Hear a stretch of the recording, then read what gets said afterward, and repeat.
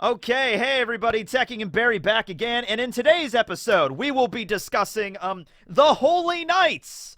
Yeah, the Holy Knights from, Seven Deadly Sins, I guess? Those are the only Holy Knights I can think of off the top of my head, so, yeah, I mean, hey, it's a little bit of an unusual topic for my channel, but you know what? We can roll with it, sure.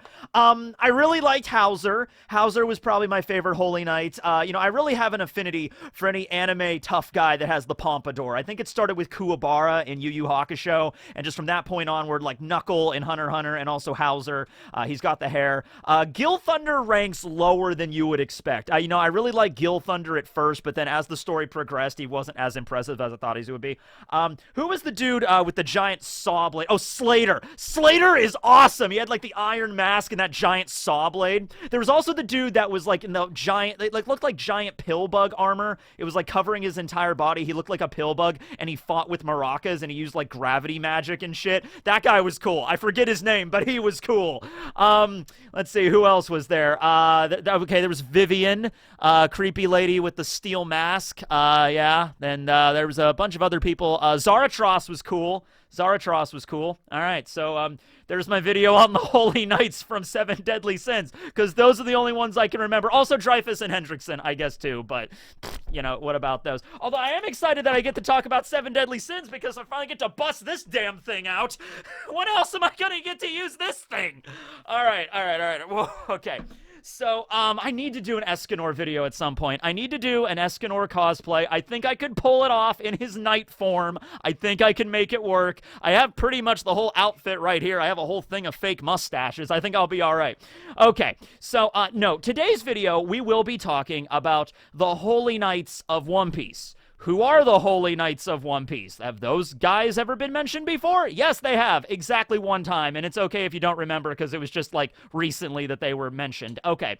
So this is really interesting, though, because it really helps expand the world and the lore of One Piece, and Oda explaining exactly how everything works. And one of the big, important groups in One Piece are the Tenryubito, of course. They are the main, ruling class of the entire world. Yes, we know that Im is the one that actually sits on the empty throne, and the Gorosei are the ones at the end of the day that actually decide day-to-day laws and initiatives for the world of One Piece. However, when it comes to the supreme ruling class, they are Tenryubito. The Gorosei are part of the Tenryubito. They are world nobles. As for Im, who knows exactly what Im is to even begin with. Im might be like an animated corpse for all we know. Im might be a vampire. So we're not talking about Im right now, but we're talking about the Tenryubito, the Celestial Dragons, like Charlos, Roswald, Mjosgard, even Doflamingo, who will actually come up very important later on in this video. Alright, so in chapter 1054 of One Piece, about a month or so ago, we got introduced to a character named Tensei, or Kurouma. His marine code name is Black Horse, okay? So following along with the themes of, a color and an animal named after very prominent high-ranking marines. Typically, they're admirals and vice-admirals, okay? So he's actually the head of, the Marines, investigative unit, the head detective unit of the Marines, or, internal affairs kind of situation. And he was meeting with Akainu, who was the fleet admiral, and he was essentially just going over the report from the Reverie. Everything that happened at the Reverie with Sabo and Vivi, and Cobra was assassinated. So he's kind of giving this report, and at the very end he mentions the assault that St. Charlos suffered. Now this was purportedly, we did see this during Reverie. We saw Mjosgard take a wooden club and then smack Charlos in the face, which is reminiscent of the time Luffy punched him out at Sabaody, right? Which is great, because Charlos is such a shitty character. Really. A lot of the Tenryubito are, but he, in particular, is the one we've just focused on being the shittiest. So, yeah, Mjosgard strikes him. So, I'm assuming that's the assault that Tensei was speaking about to Akainu. Are the Marines going to do anything about that? And Akainu says, well, that is in the realm of the gods. That's in Marijois. That's in the upper realm. The Marines work under the thumb of the Tenryubito. But when it comes to disputes between between celestial dragons, like when one Tenryubito has done something to wrong another, then that is not the Marine's purview. That is in the realm of God's Knights, or the Knights of God, or the Holy Knights. There's a few different translations of what exactly they're called, okay?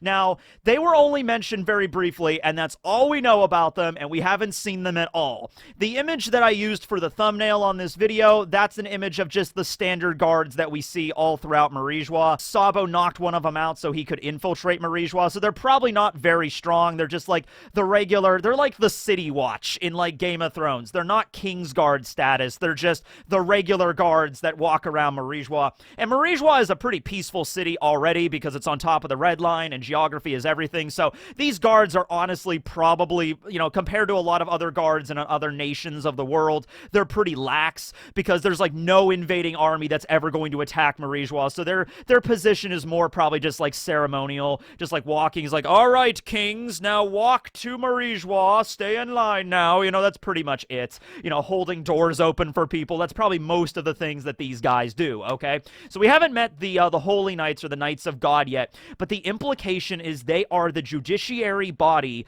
that sort of like is the court system in the Celestial Dragon City, all right? Because think about it. Think about how stuck up and how just like unabashedly like rude. Rude is not really the great word to use that. They're literally using slaves to carry them around. They're really big pieces of shit, okay? But you just think about the attitudes that each of the Tenryubito exhibits. You know, just go back to the Sabaody Archipelago arc, and I reread it just for this video. Go back and look at the introduction of Charlos. Charlos's introduction is literally he's being carted around town. He's using a slave as a pack horse. Then there's a dude that's on like a stretcher who's like, he got shot and he's like bleeding out, and the doctors and the nurse are just like, we have to get him to a hospital. And Charlos like stops and he's like, what's wrong with him? It's like, oh, he's been shot, St. Charlos. We have to get him to a hospital immediately. And Charlos is looking at this guy. He's bleeding out, and he's, like, splurting blood everywhere. He's like, oh, God, please help me. And then Charlos is like, yeah, that looks pretty bad.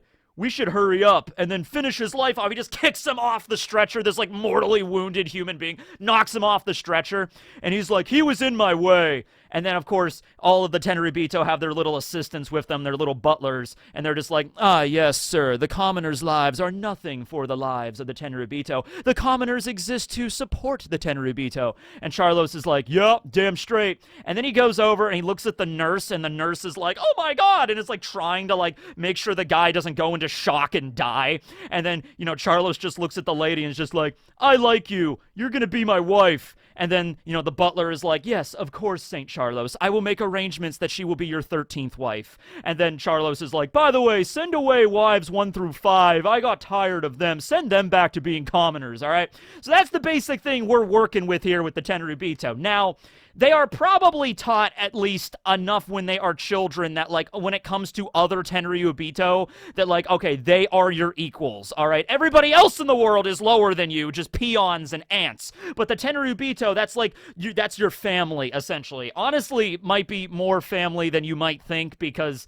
well, let's just think about this for a moment. There's been 19 families that have been living in Mjosgard for around 800 years now. And the Tenryubito continue to this day. So that brings up a whole other question. We're kind of getting more into, like, a lot of Game of Thrones references in this one, I feel like we're going to make. And that's sort of like Targaryens with, like, the keeping the bloodline pure kind of situation. But we'll get back to that in a second because it actually will be relevant. It will be. Just hold on a second here, okay?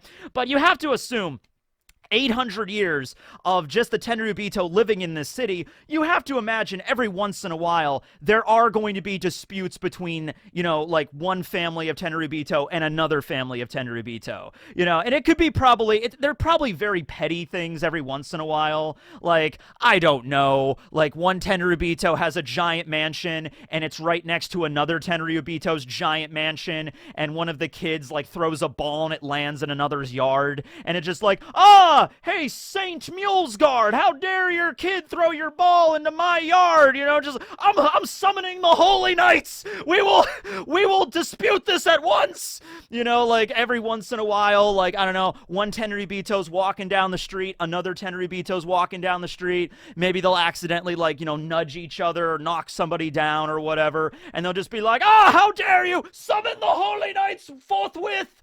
You will take this to the superior court. You know, like, that kind of shit probably does happen every once in a while. Or it actually might only be for serious offenses, like an actual situation where you have one Tenryubito attacking another one, which I guarantee you, with the way the Tenryubito's attitude is, there is no way in hell that in 800 years, the first time one Tenryubito struck another one was the time at Reverie with Mjosgard and Charlos. And so Roswald eventually showed up, and he's like, oh, my son, we will figure out what happened, we will summon the Holy Knights and have a trial, right? So, yeah, this has probably happened before. There's also, like, family feuds and stuff. I'm sure there's some families, because we actually don't know all of the families that make up the Tenryubito. We know that we know Charlos's family. I don't believe we ever got their last name. We just know Saint Charlos, Saint Roswald, and I forget Charlos's sister's name, but those are three in that family. Mjosgard is part of the Don Quixote family. So yeah, there's Jalmak. There was Jalmak that we saw during the Goa Kingdom, so he's probably part of another family. So at most, we've only seen 3 or 4 possible different families of celestial dragons at Mjosgard, okay? There was the Nefeltari family, which was a family that did help found the world government. They were part of the 20 families, but they opted not to live in Mjosgard and returned to Alabasta, which was their original homeland. So there's a bunch of different families. There's 19 different families that live in Mjosgard. There's probably a few that don't get along every once in a while, and there's probably, interactions with them where there's like little, maybe like they have like, he's like, we shall duel at dawn or something, and they get fancy dueling canes or maybe rapiers or something, and like, yes, we shall fight, yes. Or maybe because of the way that they do act with like the common people and everything, where they just walk in the street with a pistol and just shoot random people all the time. We've seen this with the Tenryubito. It brings up the question of, like, maybe they might just do that, because you think about this for a moment, right? Think of the way that Charlos was raised. Think of the way that he acts when he's out there in the world. He's just, wantonly shooting people in the street and just, like, kicking wounded people aside and just is, like, grabbing women and just being like, you're my wife now, you know what I mean? Like, he's just doing that kind of shit.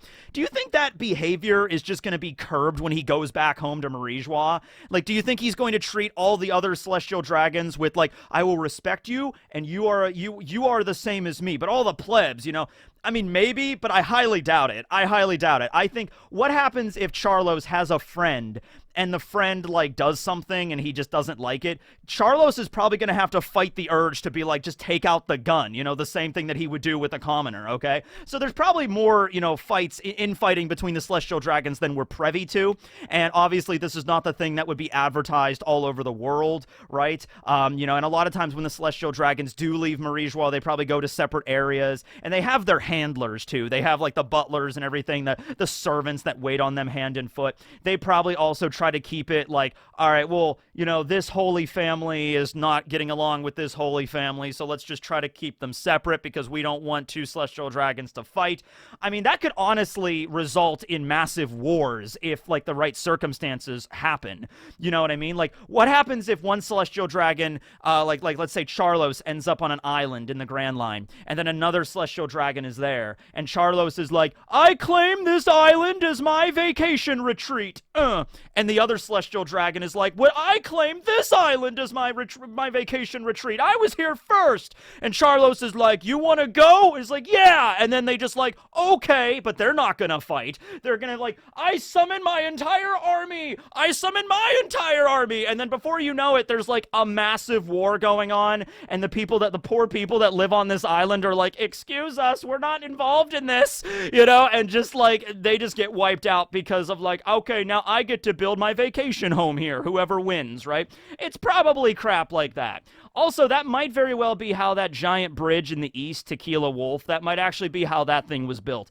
My idea on that bridge is that a really, really long time ago, one of the celestial dragons was like, I want to walk to that island, or I want to take a carriage ride to that island.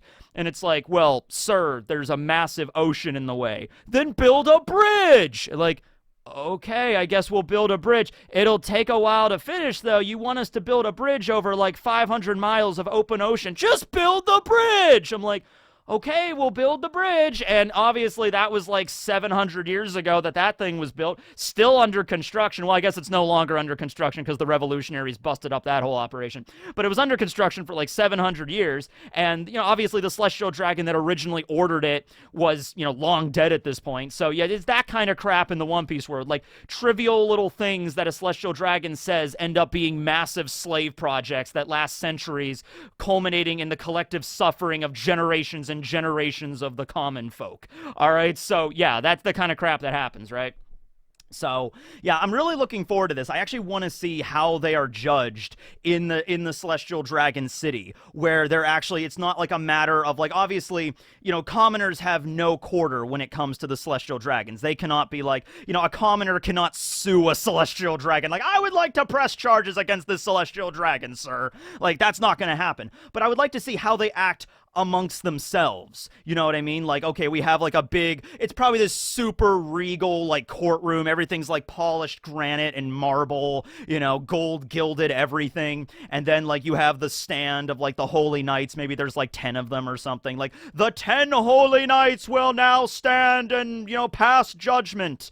And then you have Charlos there, and then you have Mjosgard there, and then go over all of the situations, like what happened. Now, what would the punishments be? That's the interesting thing, because they're still celestial dragons. What would be the greatest punishment that the celestial dragons, the holy knights, the arbiters, could levy down to one of their own kind? And by the way, the holy knights themselves are probably also celestial dragons. We can determine that there are levels and hierarchies to the Tenryubito. The Gorose's existence, themselves, those 5 rulers of the world, the 5 elder stars, are an example of that. So they are like the Tenryubito that are actually educated in politics and worldly matters.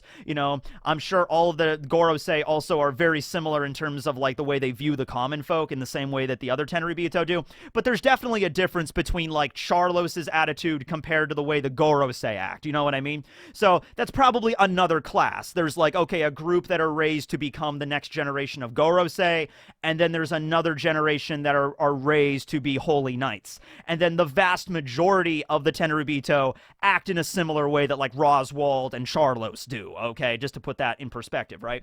So what would be the worst punishment? I would say even worse than death, which I don't think they would do that. I don't think they would dish out like the death penalty on one of their own.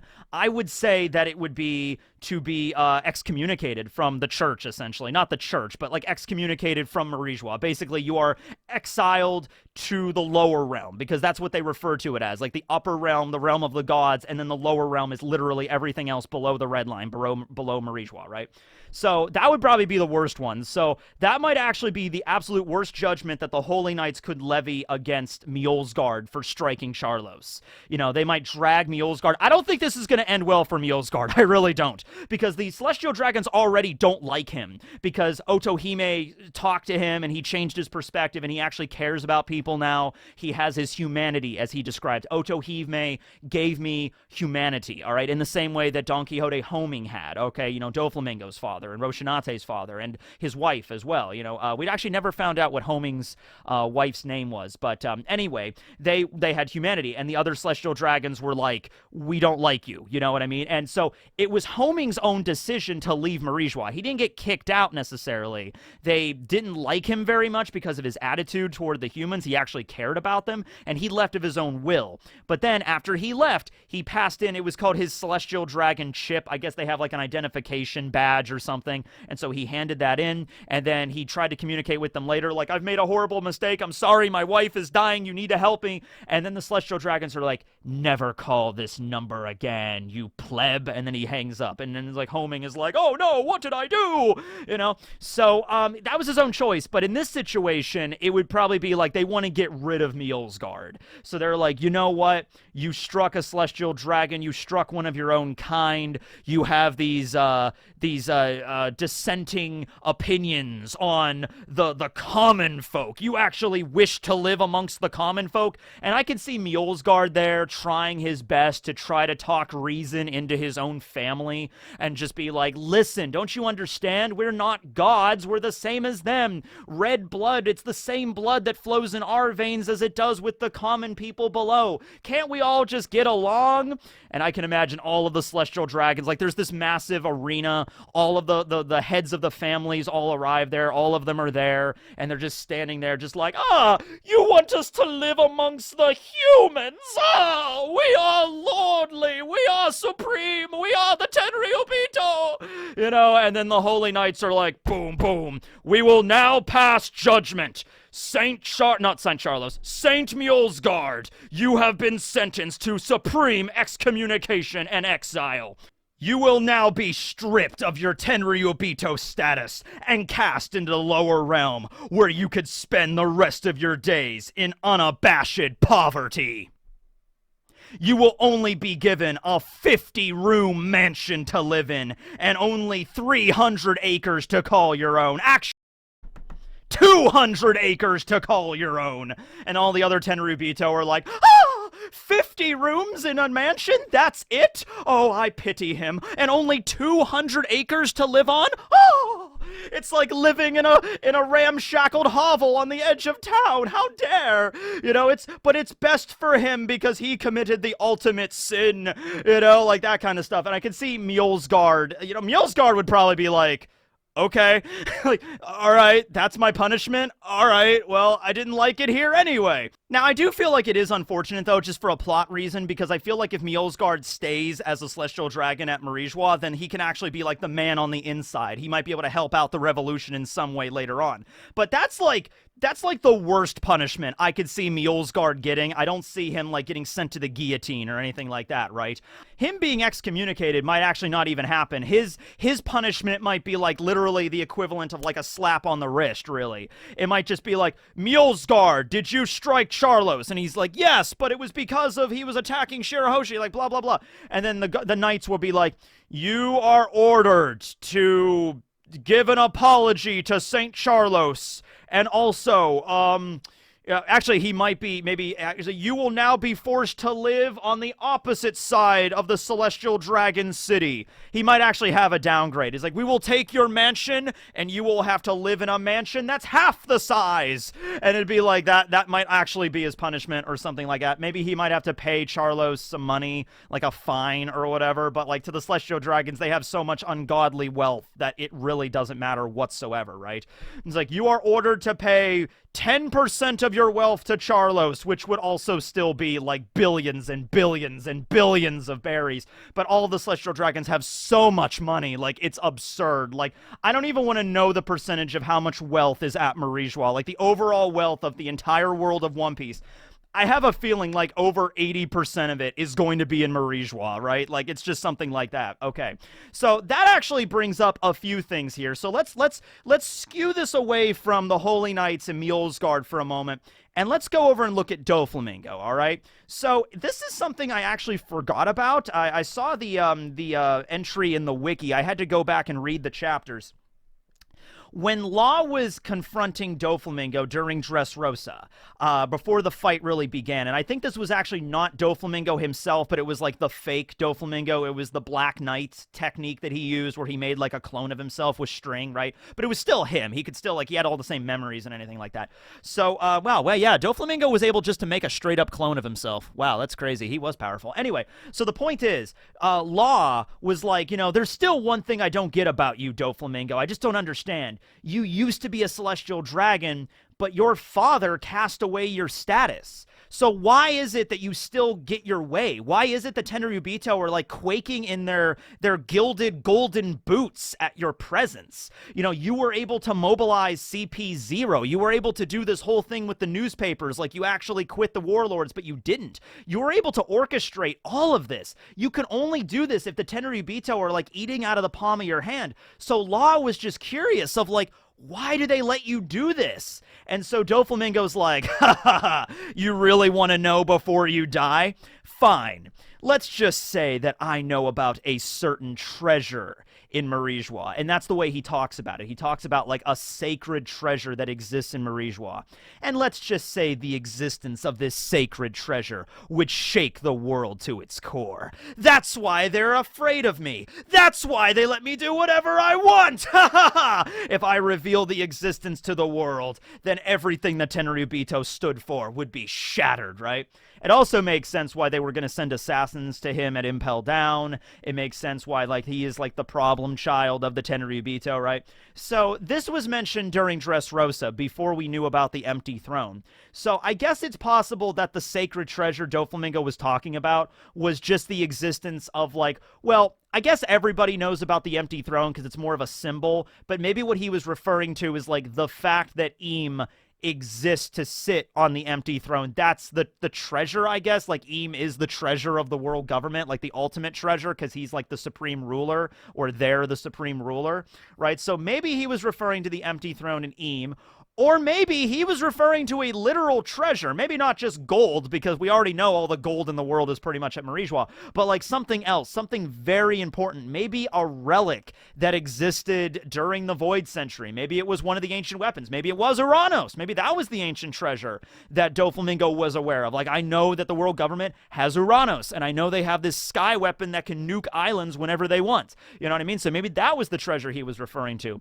Maybe it was something left over by Joy Boy or the Will of D that is kept. Maybe it's the Straw Hat. Maybe the Straw Hat itself was the sacred treasure that Eam was looking at. It seemed to be kept in a pretty secure vault in like the dungeons under Pangea Castle. Maybe it's like if the world knows about this Straw Hat, then they'll know that Luffy is connected. I don't know, something like that. I don't know.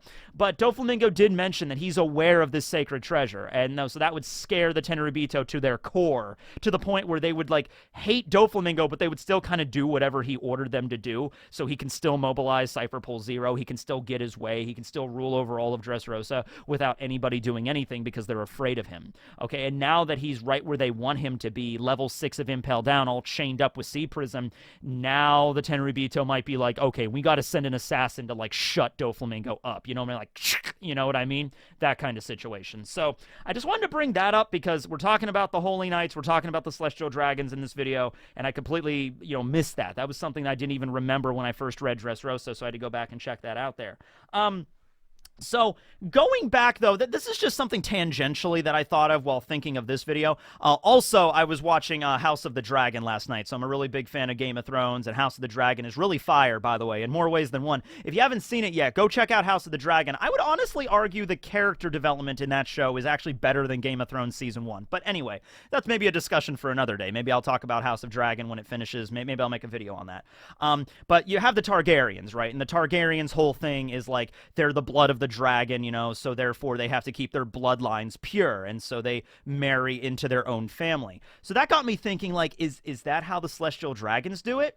And you'd assume, like, yes, because their family line has continued for 800 years. But then you also have a situation like with Charlos, who Charlos obviously goes into the common world and then has a bunch of, like, wives. And it's implied that when a Celestial Dragon picks a commoner as their wife or husband, then they become nobles to an extent. Because Charlos said, like, oh, I'm done with my number 1 through 5 of my wives, send them back to be commoners. Which implies that when, Charlos selects a wife, like that nurse from Sabaody, who, by the way, I guess did end up becoming one of Charlos's wives because her fiance showed up and then Charlos shot him, and then I guess she didn't really have a say in the matter, so Charlos, like, just takes her as his wife, so she might still be actually, like, living in Mjosgard for all we know.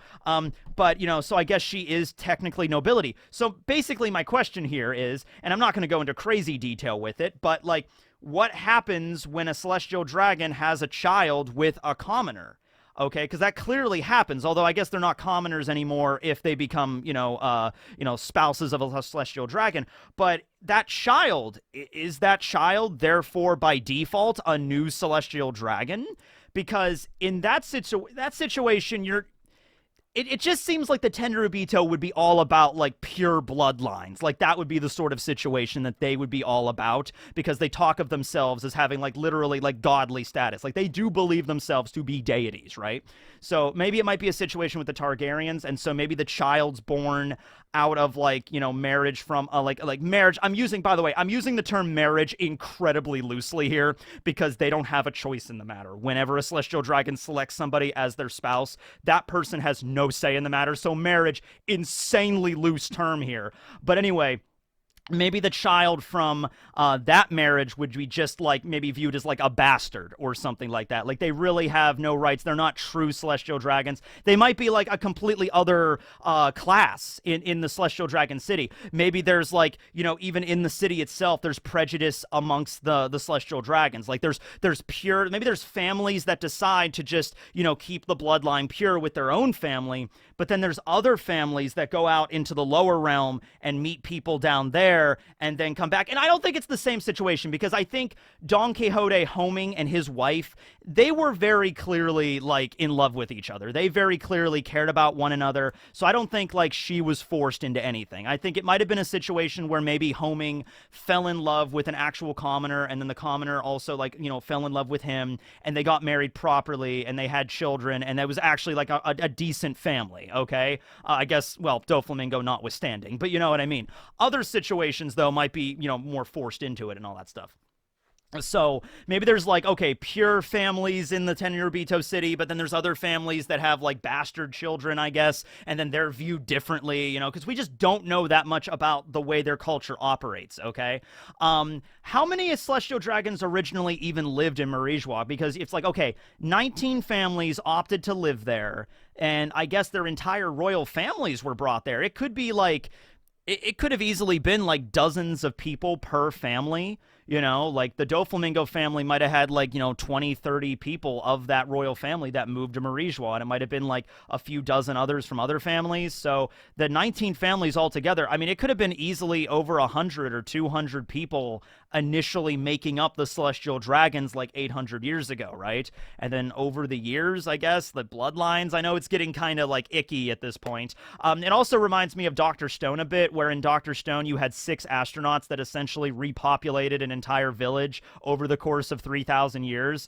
And I was always, that's something in Dr. Stone I was always like weirded out by. Like there were 6 astronauts from various parts of the world, and then, you know, 3,000 years later, because of their children and their children's children, there is now an entire village, actually 2 entire villages of people, you know, that exist in the future 3,000 years after the fact. And I'm just sitting there like, wouldn't there be massive like medical problems because of all the generations of, you know, like I just never understood it. But you know, it's once again, it's anime logic, so maybe not go too into detail with it. But you know what I mean, like that's just a question I had to bring up there. So anyway, yeah, that's the video, I guess. Hope you guys enjoyed. Anyway, let's end it out with monkey facts. That seems like a great way to end it out. All right, go to the intro. You got the funky monkey facts with Tekking101.